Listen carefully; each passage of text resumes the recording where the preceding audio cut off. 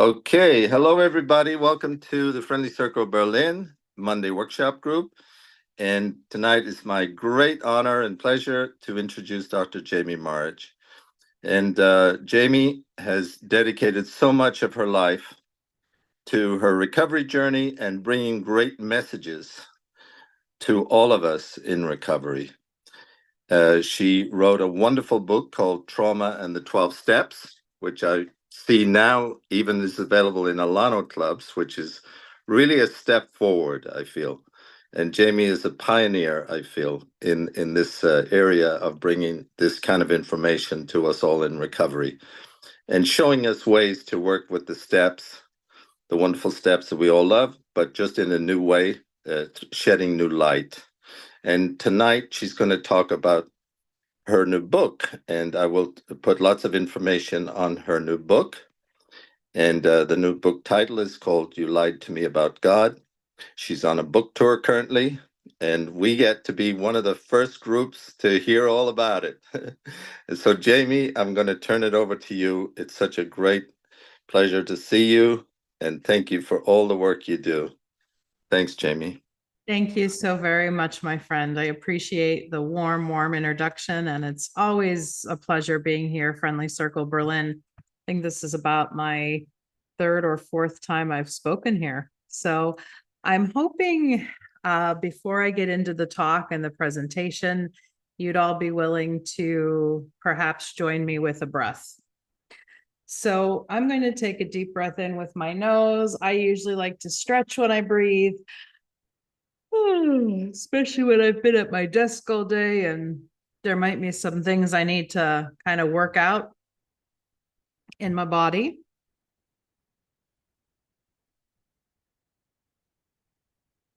Let's take about 20, 30 seconds to just continue to move the body and continue to breathe as a way of arriving, as a way of settling in.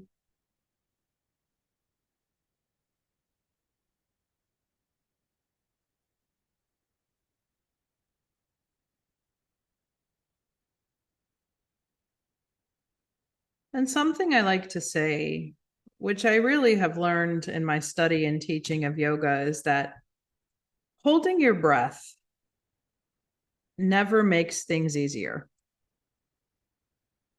And I know some of you may have breathing difficulties, so the literal meaning of that may have some challenge for you.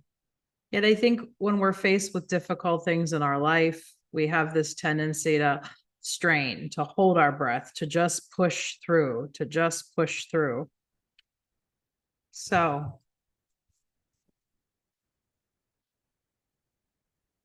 just a gentle reminder that holding your breath does not make things easier, whether you're engaged in physical yoga practice, whether you're at a meeting working on trauma recovery and dealing with some things that might be difficult or challenging. So I wanted to start the meeting with this breath meditation because when speaking on a topic like spiritual abuse or religious trauma, it may inevitably bring up some difficulty for you. This is a topic that a lot of us who find ourselves on a path of recovery have dealt with.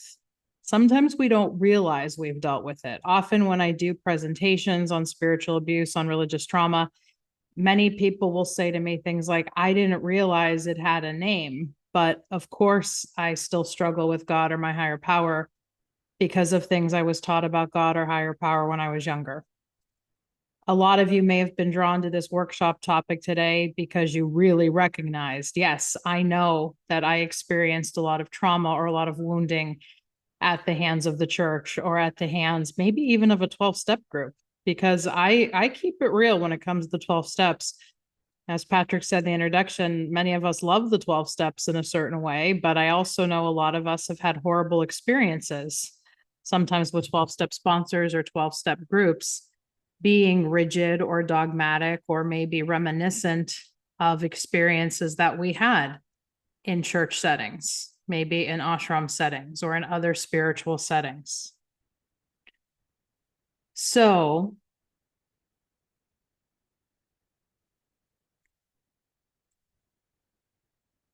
I remind you to breathe. I'm reminding myself to breathe. As Patrick also mentioned, I'm on a book tour right now, and I've had to share some versions of my story in a lot of different ways over the last week.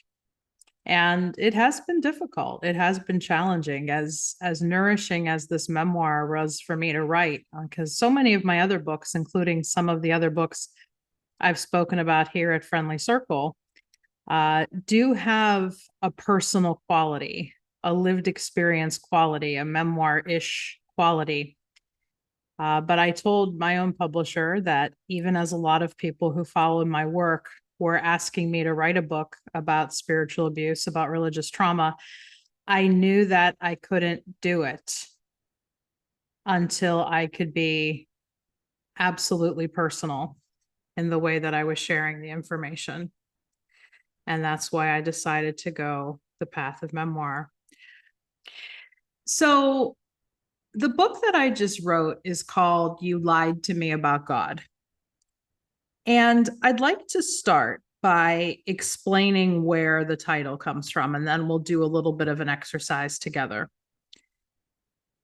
When I was in early recovery, probably about 3 years sober, a year into my really deep and trauma recovery journey, I encountered a quote that for me was the perfect definition of shame.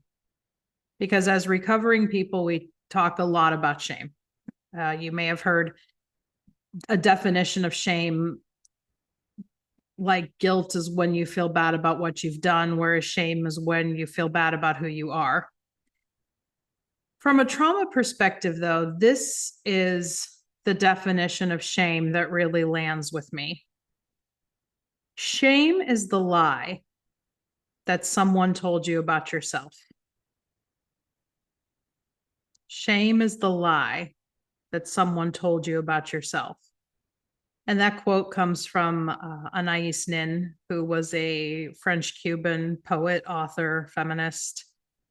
And when I heard that quote in the earlier days of my recovery, it just struck me that so much of the negative beliefs, as therapists, we might say negative cognitions that we carry about ourselves, really started as lies that other people or the world would have us believe about ourselves.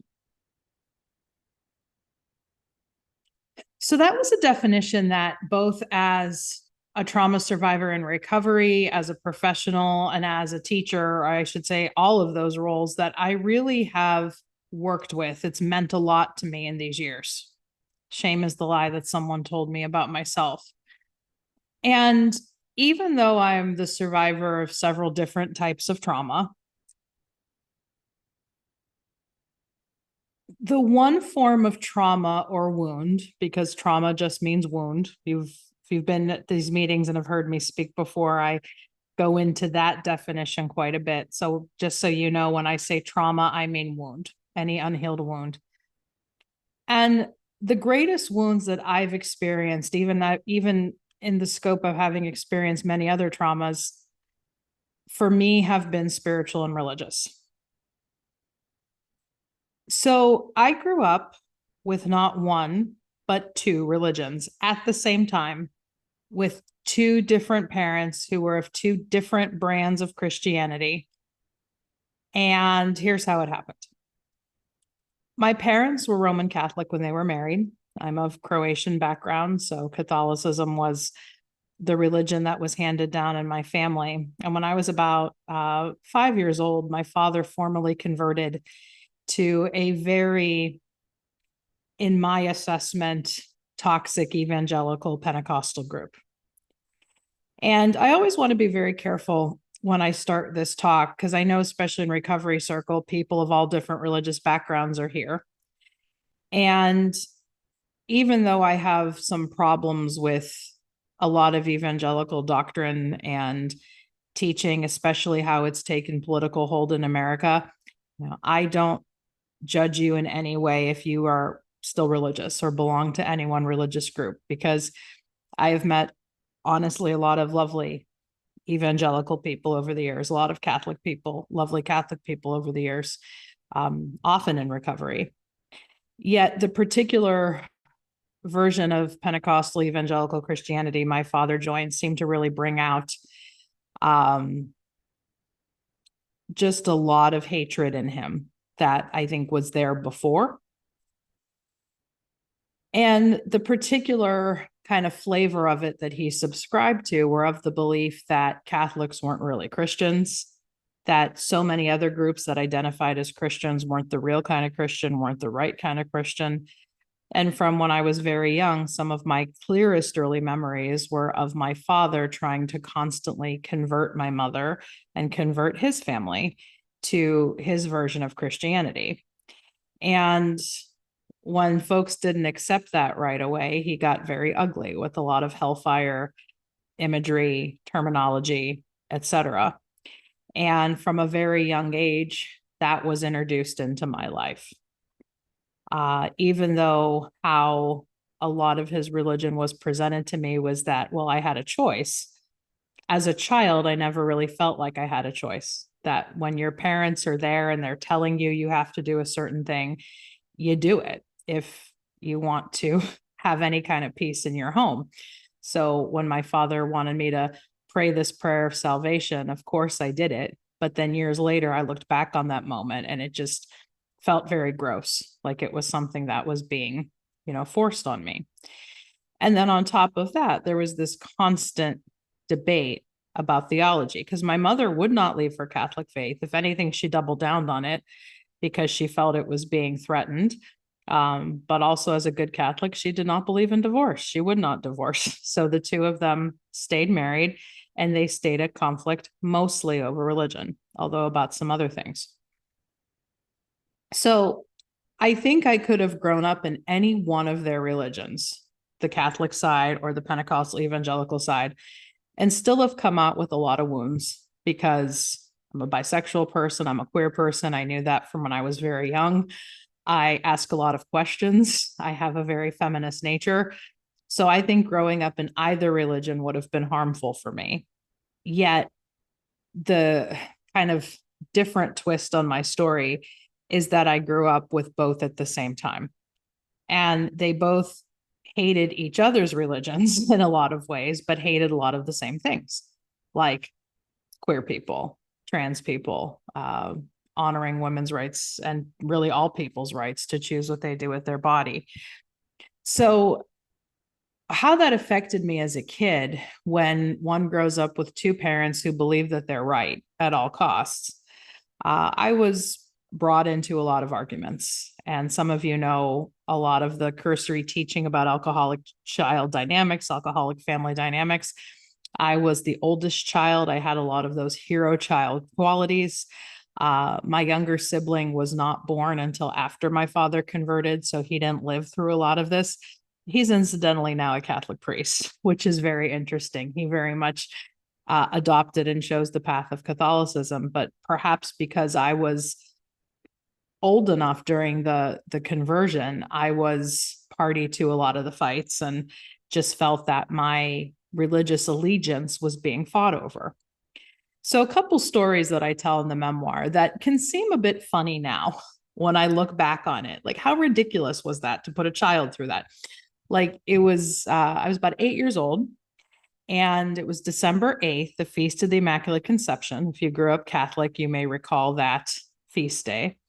And my father and my mother were arguing about the theology of the Immaculate Conception, or that Mary was conceived without sin. And as a Protestant evangelical, of course, my father was, just thought Catholics were Mary worshipers, which I've learned since we're not. They're not, Catholics are not, but that's very much how evangelicals would see it.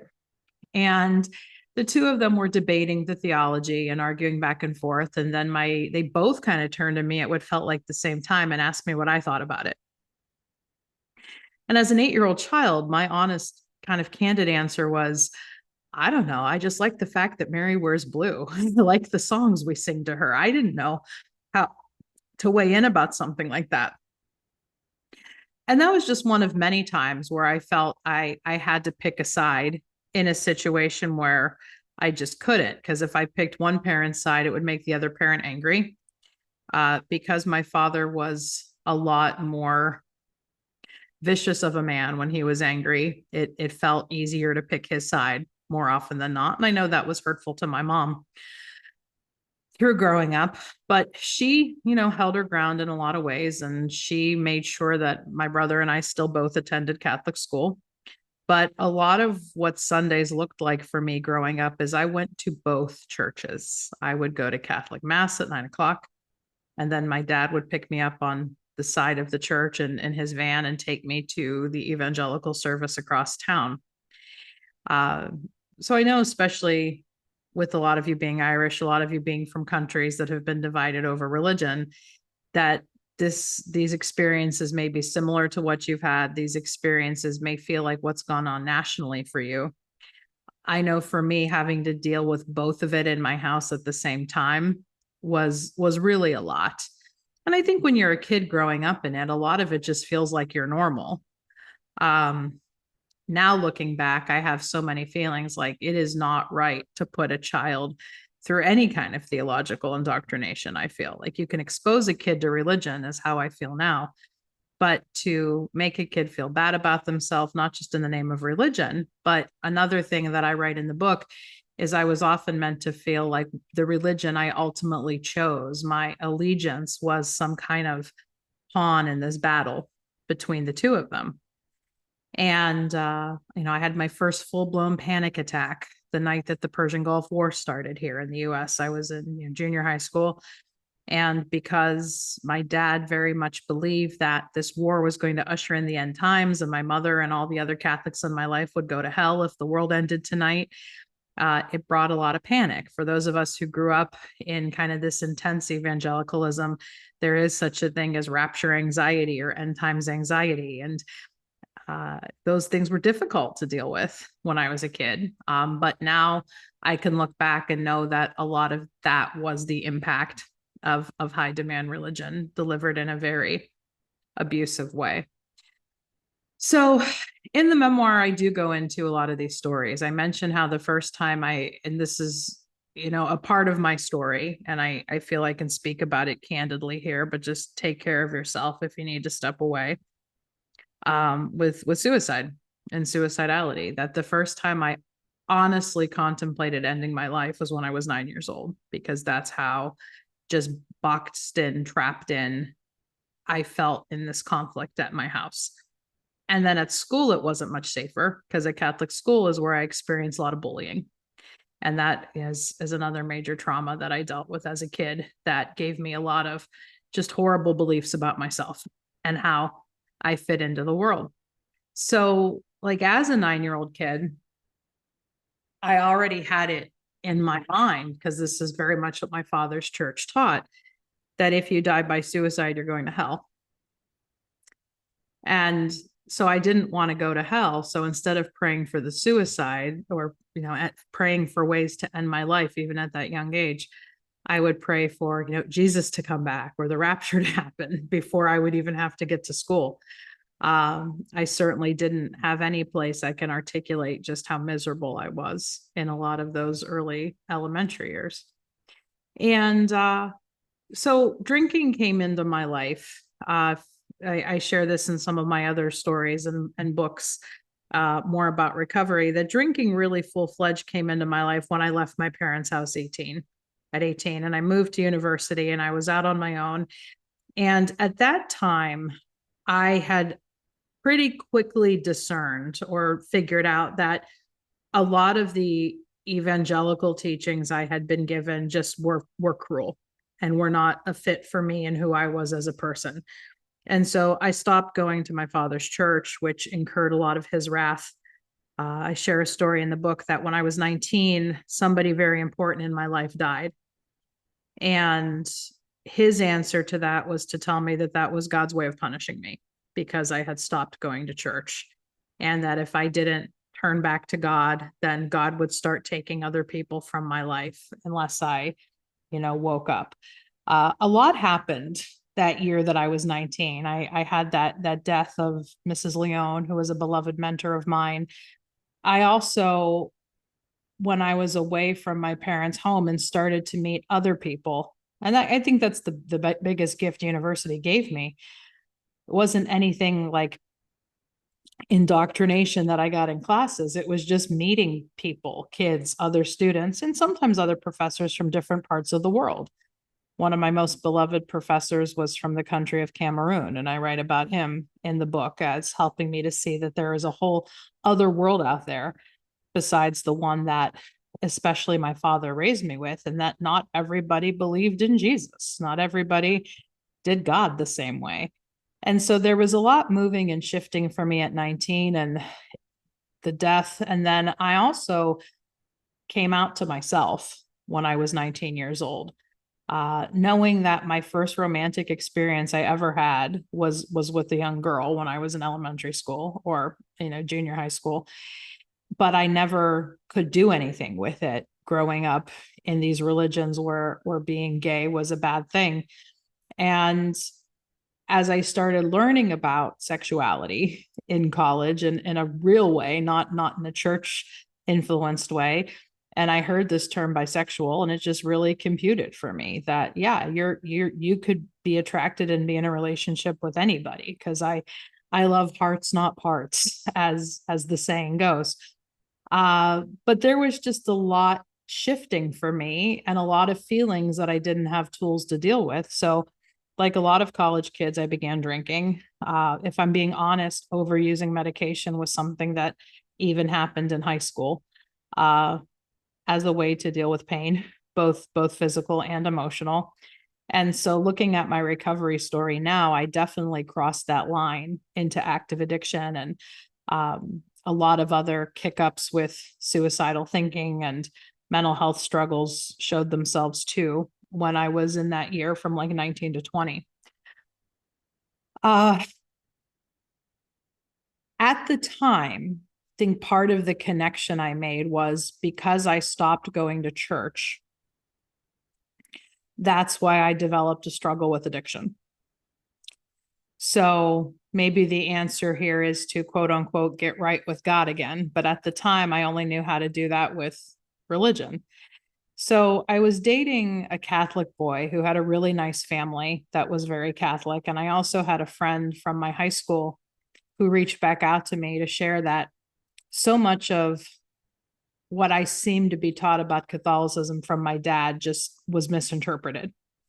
And she was a very important person in my life who gave me a book to read during that period. And it helped me to see, if anything, that religion can be interpreted many different ways. The same religion can be interpreted many different ways. Like even in today's day and age, there are something like 45,000 different interpretations of Christianity, meaning different denominations of Christianity.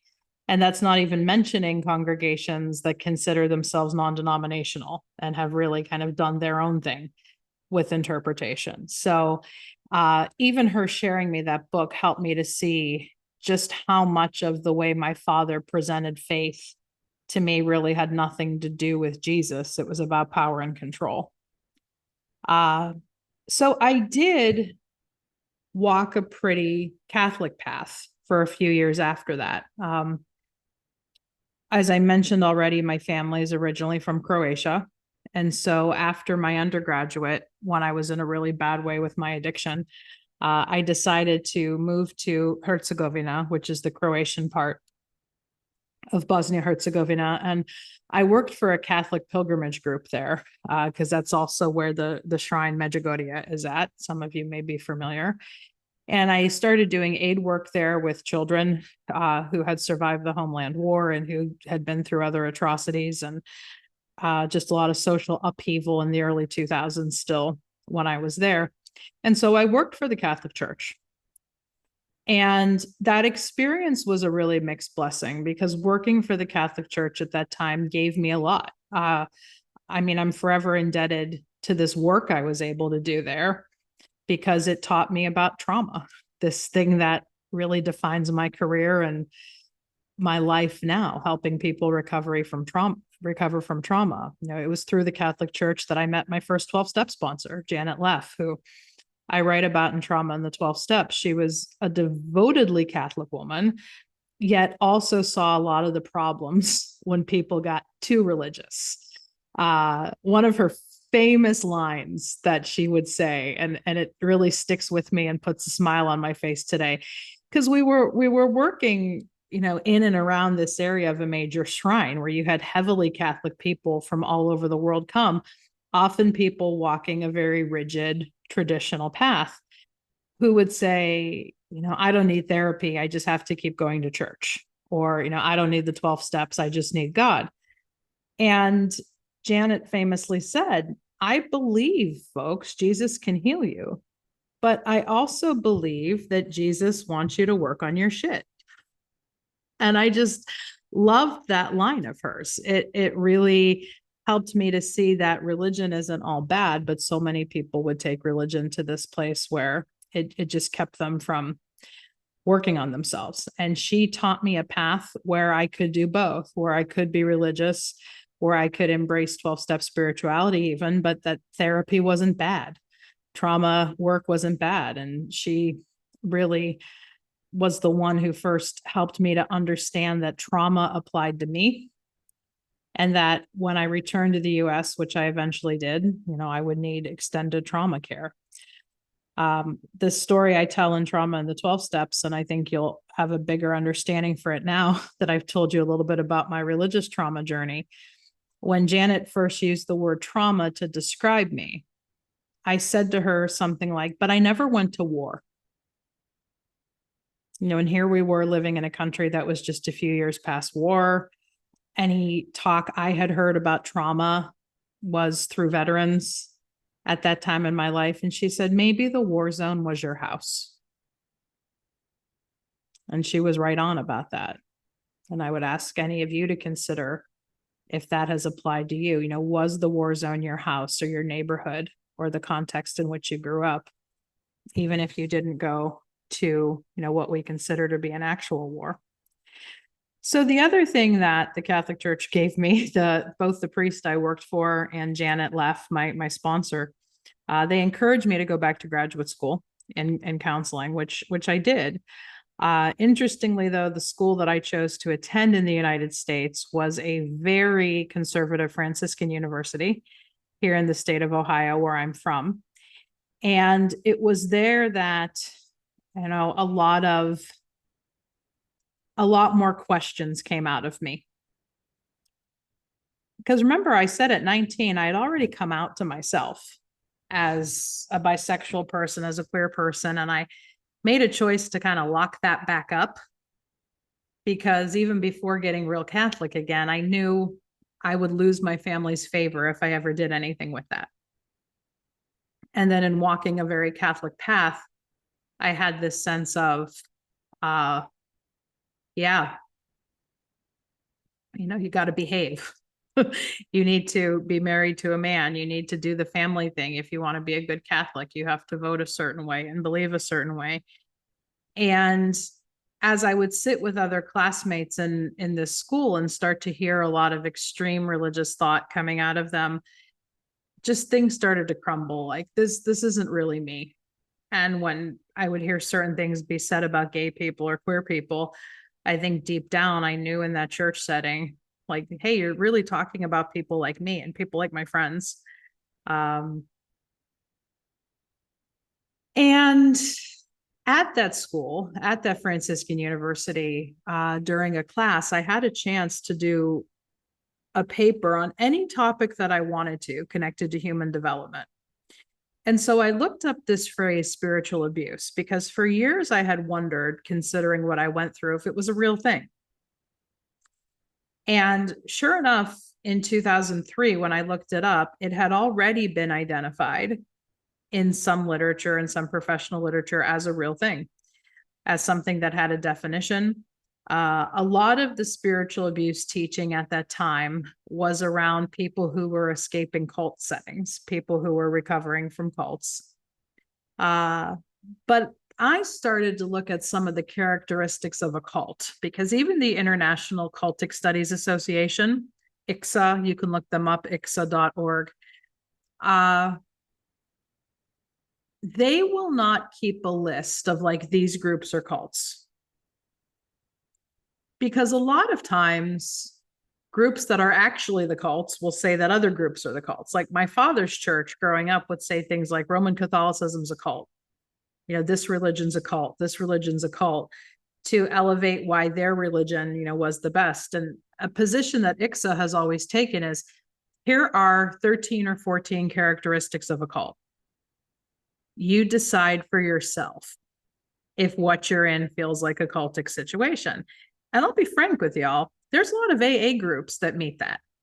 If you look up the ICSA 13 definitions of a cult, but there's also a lot of AA groups that don't, that I think are very autonomously run and do things in a way that honors people's, you know, autonomy.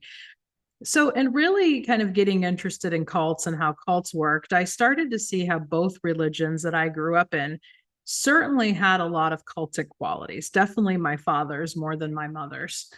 And I started to ask some questions about AA at that time too. And I'm somebody who has long been known as a rebel AA person, which is why I wrote Trauma in the 12 Steps. And I believe to this day that some groups, some treatment centers can get very cultish and can, you know, hold Bill Wilson and Bob Smith up in this regard as like, well, whatever they say absolutely goes, not considering what other people in their lived experience have learned since then. And so that all of that to say, the definition of spiritual abuse that between my early writing, my early study, and my lived experience that I use in my teaching is this. And as I share it with you, I want to see, you know, just how much of it feels like it lands or how much of it fits. That spiritual abuse is whenever God or any spiritual idea, any spiritual construct is used as the weapon. So I've shortened it to be, you know, God as the weapon. So whenever God, Jesus, and another part of my story that I go into in the memoir, I probably don't have full time for it today, is I ended up getting involved pretty heavily at a yoga ashram as well in recovery. Because a lot of people who grow up scarred by Christianity do end up turning to yoga and meditation. And they're beautiful practices that can help us find God or spirit in a way that doesn't have the same triggers attached to it. But there are a lot of abusive patterns that happen as well. Sex scandals are well known in yoga and meditation circles, just as they are in churches of a lot of varieties. And I think we have to take pause to say, what is that really about?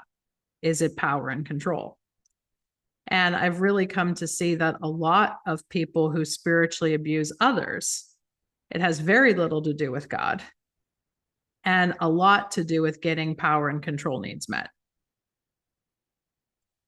So spiritual abuse is whenever God or any spiritual construct, God, Jesus, enlightenment, I would even say sobriety, whenever that gets used as the weapon. Because how many of us have heard, perhaps around 12-step circles, that, well, unless you do exactly what I say as a sponsor, you're not going to stay sober. Or unless you follow this program exactly as I give it to you. Because for a lot of years, like I had the same sponsor for 11 years of my 22 years in recovery. And I tell the story in the book. And I had the biggest fear about leaving her, even though I knew after about 6 years, she was not the best fit for me. Because I had this trapping in my head, like, well, what does that say about me? That, you know, I can't follow her direction, that I want someone who's a better fit. And I eventually found someone who's a better fit. And I love the fellow rebel sponsor that I have today. But that was just a trap in my head. And sometimes I wonder if, you know, that was something AA put there, or if it was something that because I grew up religious, that was something I really still had to wade through, this fear that I was going to lose my sobriety if I didn't do things exactly by her book. So whenever any of these things are used as the weapon to control, to demean, and as I've already mentioned, to get someone else's power needs met.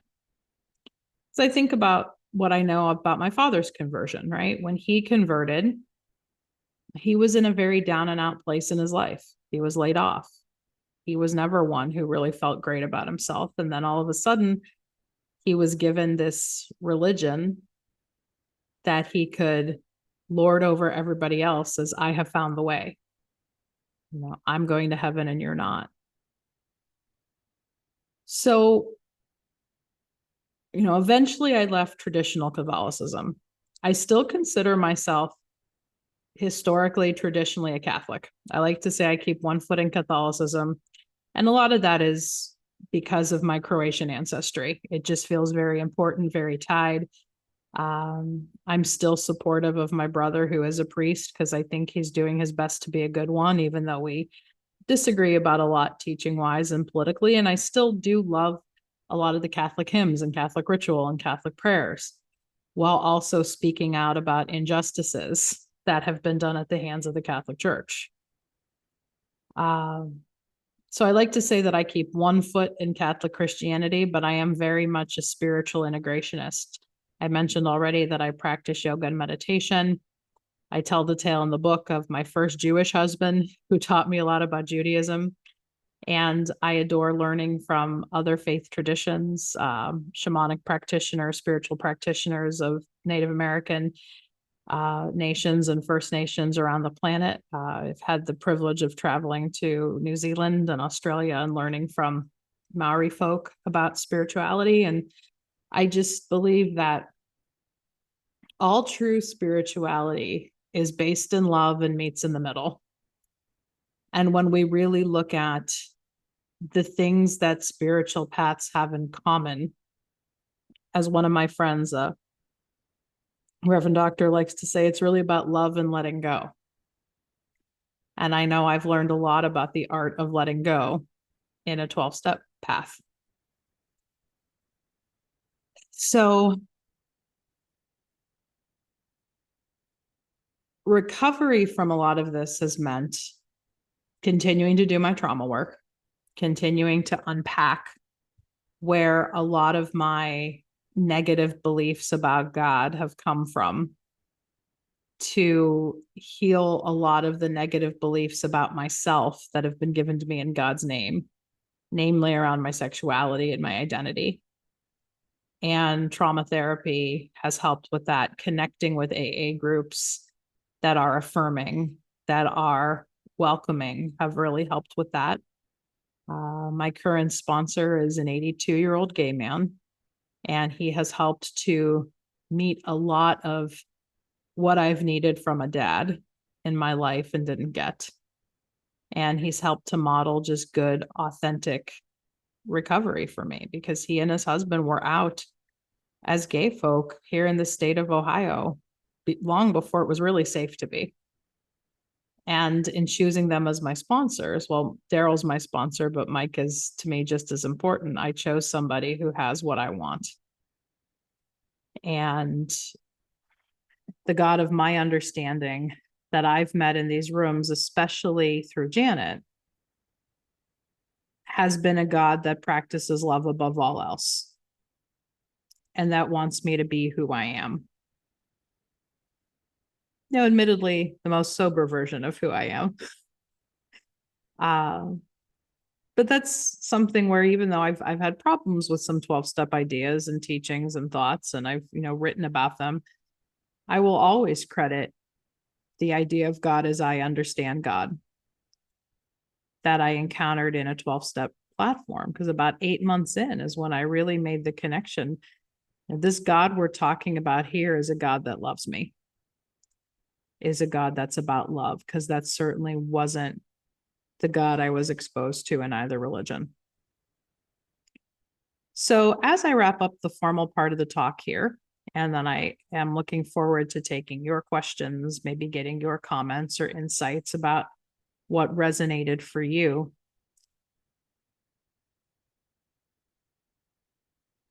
I'm going to leave you again with 3 questions.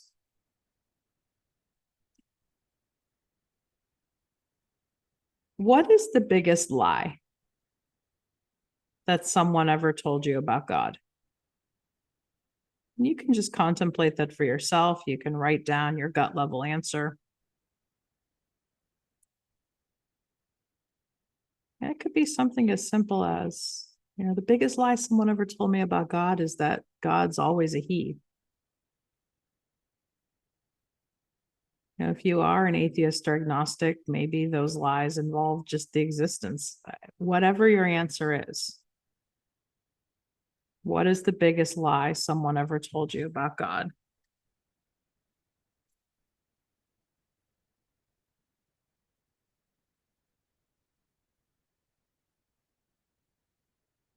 And then the next question I would have is, what is the biggest lie someone ever told you about yourself in God's name?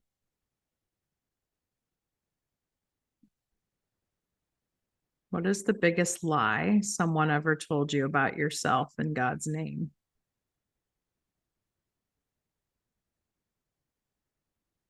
Another way you can ask that is, what is the biggest lie someone ever made me believe about myself in God's name?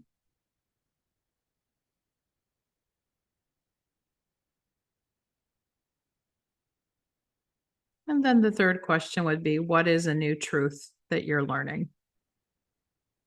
Or what new truths have you learned in your recovery so far?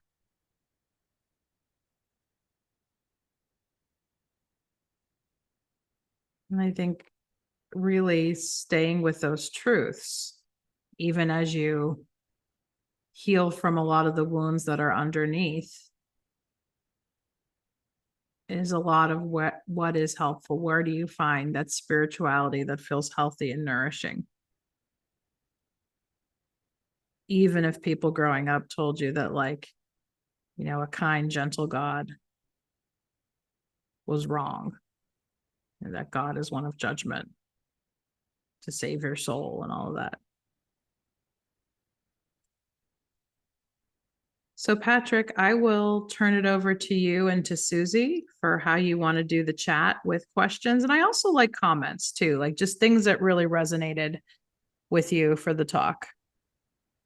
Oh, Jamie, thank you so much. This is such an important talk, an important subject for us to be talking about. And I'm so happy to have you to talk with us about it. Really appreciate you.